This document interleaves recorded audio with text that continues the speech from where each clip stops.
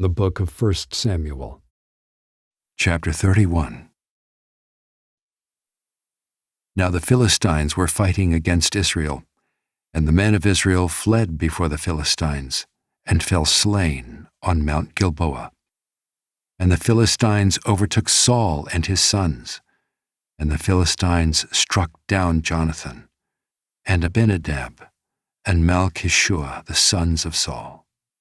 The battle pressed hard against Saul, and the archers found him, and he was badly wounded by the archers. And Saul said to his armor-bearer, "Draw your sword, and thrust me through with it, lest these uncircumcised come and thrust me through, and mistreat me." But his armor-bearer would not, for he feared greatly.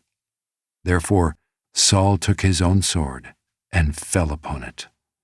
And when his armor-bearer saw that Saul was dead, he also fell upon his sword, and died with him. Thus Saul died, and his 3 sons, and his armor-bearer, and all his men, on the same day together.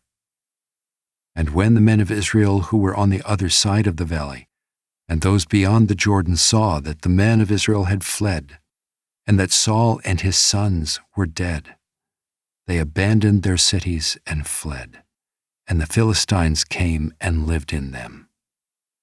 The next day, when the Philistines came to strip the slain, they found Saul and his 3 sons fallen on Mount Gilboa.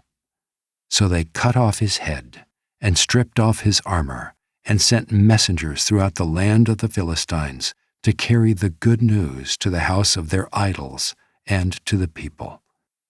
They put his armor in the temple of Ashtaroth, and they fastened his body to the wall of Bethshan. But when the inhabitants of Jabesh-Gilead heard what the Philistines had done to Saul, all the valiant men arose and went all night and took the body of Saul and the bodies of his sons from the wall of Bethshan, and they came to Jabesh and burned them there.